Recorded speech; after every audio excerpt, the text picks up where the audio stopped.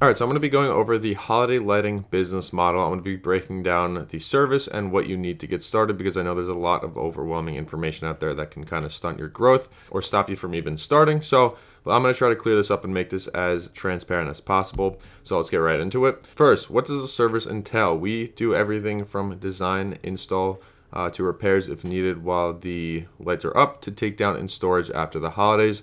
We bring our own lights. We use our own 100% customizable commercial grade lights. You do not want to be putting up other people's crappy lights from Walmart or Home Depot. That's going to invite a lot of liability and just issues that you don't want to deal with. So I'd highly recommend that you get commercial grade lights and you do a full service package where you provide everything. This is the best way to make the most amount of money. And yeah, your conversions are not going to be as high as they would with, offering $150, $200 light installs of some crappy lights, but you're going to be getting a lot higher ticket jobs and you're going to be working for people that you'd rather be working for, making a lot more money. Also, very important, start simple. This is one of those things where you could start getting really into the weeds of, wreaths, garlands, doing all these different types of huge trees, and it could start getting overwhelming. So what we did and what we still pretty much do is offer the bare essential services. We do roof lines and gutter lines. We also wrap some small bushes and trees with mini lights, also columns and railings, but nothing that we need some crazy equipment for and whatnot. So we keep it simple, and that's what I'd recommend you do at the start.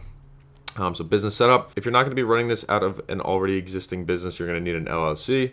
You're going to need a business bank account. You're going to need some insurance, of course, so talk to your local brokers for the best rates. Double check with your state and county for any licensing requirements. Here in New York, we don't really need any additional licensing on top of what we already have to have our business.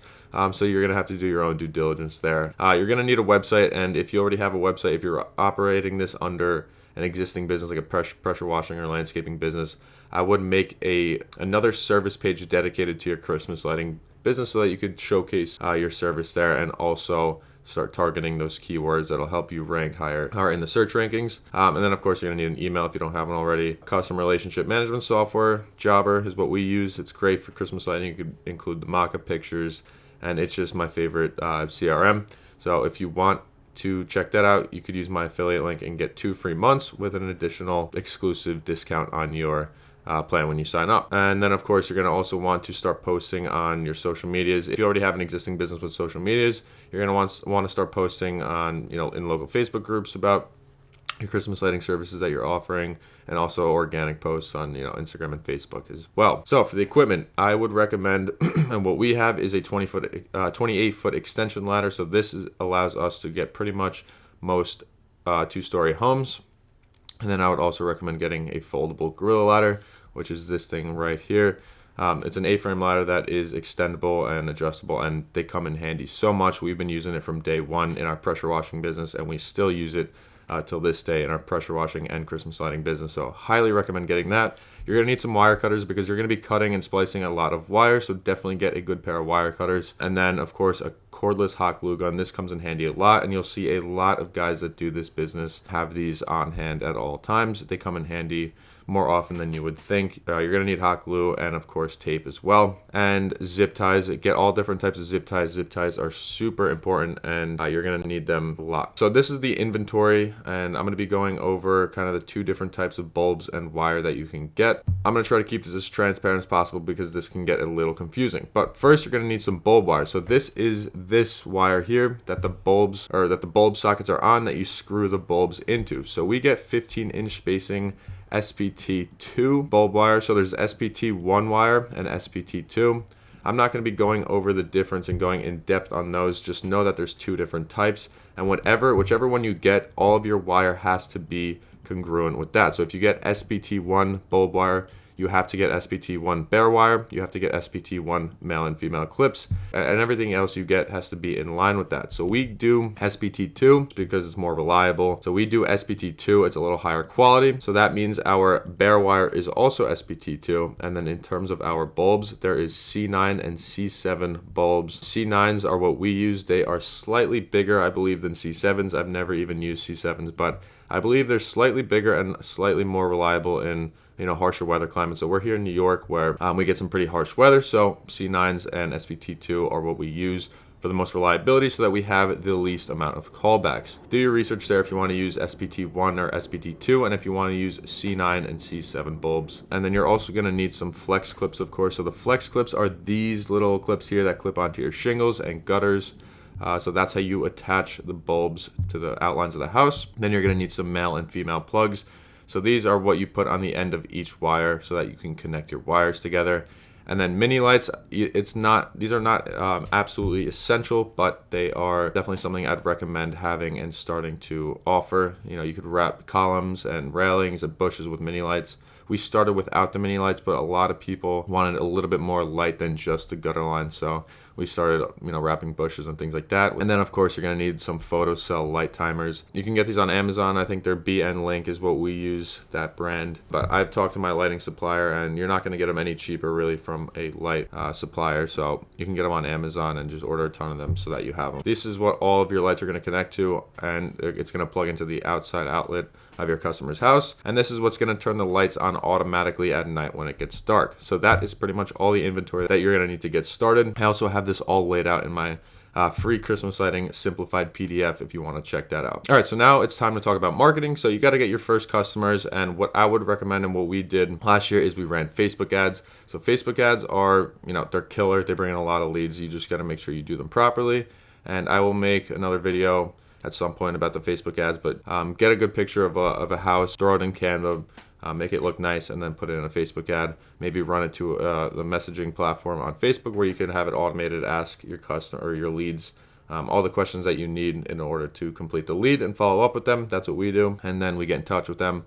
We get them the estimate, and then we go from there. You also want to post in local Facebook groups. Local Facebook groups are gold, and these are a great way to get in front of a lot of people for free. Google ads are a little bit more technical, so if you want to learn them, you're gonna have to spend more time on this, or you could just hire someone to do it for you. I'd recommend hiring an agency that is performance-based, so you're not just paying them up front. Yard signs, definitely recommend getting 50 to 100 yard signs and putting them all out. I know guys that have done over $50,000 their first year just with a few yard signs. So don't make them too complicated. Make it maybe green and red for Christmas colors. Put whatever you want to put on it. Professional Christmas lighting, phone number, and maybe a website. Do not overcomplicate it. Make it super simple so that people can read it clearly when they are driving by. Then you're also going to want to get some flyers as well. These are great to put out in local bulletin boards, supermarkets, and things like that. Or you can go one step further and do door hangers and just put out thousands of door hangers all over the place if you have the time to do so. So you can get these made on Fiverr. You just have to send them some pictures and then give them a little bit of an idea of what you want, and you could have some pretty nice and professional looking flyers and door hangers made.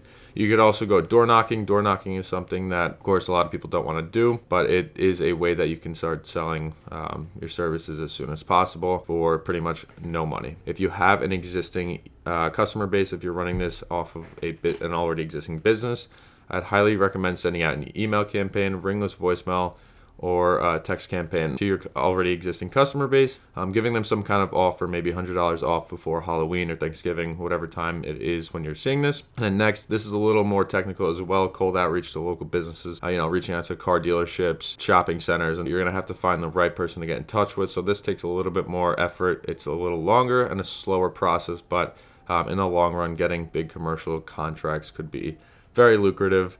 For someone starting out, I'd recommend just starting out in residential and getting as many jobs as you can, and then moving into more commercial-based work sometime in the future. And then, of course, website and plus your SEO. If you haven't already, you're going to want to add your services, your Christmas lighting services, to your Google My Business listing. And if you don't have one, put one up immediately. Fill out the description nicely and get all your keywords in there, make it optimized, and that will help with your SEO. And then, of course, adding your website or a service page for Christmas lighting to your website if you already have a website.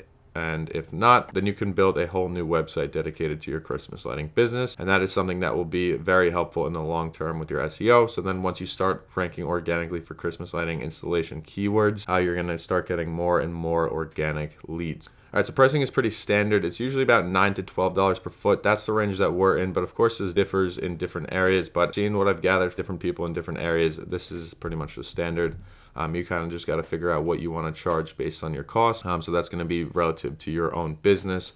But usually if it's like a one-story, super easy walkable and easy job, it'll be about $9 to $10 a foot. And then if it's something more two-story, more sketchy, it'll be $11 to $12 per foot. And then of course we also wrap columns and railings, bushes and small trees with mini lights, as you can see here. How we charge for that is pretty much the amount of mini light strands that we use. You take the cost of that times 2 or 3. So one mini light strand for us is about $12. So if we use 2 strands of mini lights on one column, that is $24. So then we will times that by 2 or 3 to get that price of that one railing. So 24 times 3, let's be on the higher side here. Can't do that math, so I'm gonna have to use my calculator. 24 times 3 is 72, so we'd charge about $72 per one column if we were to use 2 strands of mini lights on that. So that is pretty much a rule of thumb, 2 or 3 times the cost of your price of the mini lights. Selling the service, your main selling points, of course, that it's full service. You're using top grade LED lights, super energy efficient, they're bright, clean,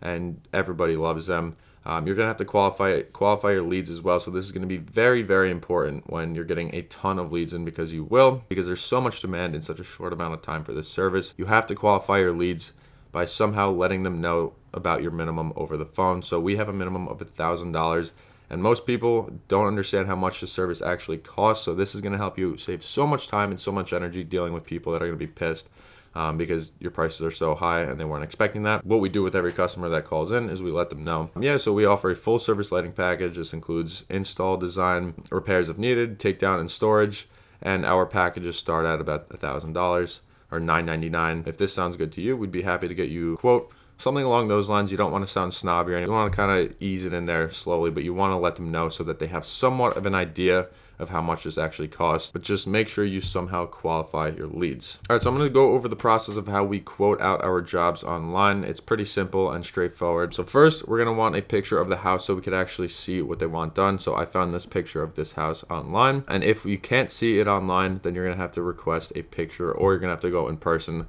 So this person requested the front gutter lines, or the front roof lines here of the whole house. So what we would do here then is look it up on Google Earth. We can get a nice, perfect visual of the roof here. Then we're gonna go over to the measuring tool, and we're gonna measure out exactly where the lights are gonna go, and then click at each point. So when we get to here where there is an arch in the roof, or an angle in the roof, what we're gonna have to do is do the best we can to mimic the angle of that roof by bringing the dot back. So like so, I'd say that is pretty accurate, and it doesn't have to be perfect. It's, might only be a few feet off, nothing crazy. So click on each corner of the house to lay down your measurement tool, and then this angle is slightly steeper. So the pitch of that roof is slightly steeper, so we want to go a little bit farther back, like so. And then we're gonna close it off there. So that is 155 feet of gutter or roof line. So we're gonna be putting about 155 feet of lights. And I know this is very accurate because I measured this out in person, and I got about 153 or 154 feet when I did this in person. So that just goes to show this is pretty accurate, and even if you're a few feet off, it's not the biggest deal. So that's how you measure everything out, and then you take that and then multiply that by how much you charge per foot. So let's say we're charging $10 per foot. In this case, that would be almost $1,600, $1,550 to be exact, and then of course whatever else you need to tackle on there. So that's pretty much how the pricing works, how we price things out online. Sometimes it's a little bit more complicated because the house is more complicated and whatnot, but you're just gonna have to figure that out. Sometimes you'll have to go in person, but you'll want to avoid that as much as possible, and you could do so by getting a picture of the front of the house. I hope this video helped. If you want more information, or if you want more help getting started with your Christmas lighting business, and if you're really serious about getting started, you can book a call with me below, and I'd be happy to hop on an hour call with you. And then what we do is kind of just go over everything that you need to get started so you can start making money as soon as possible.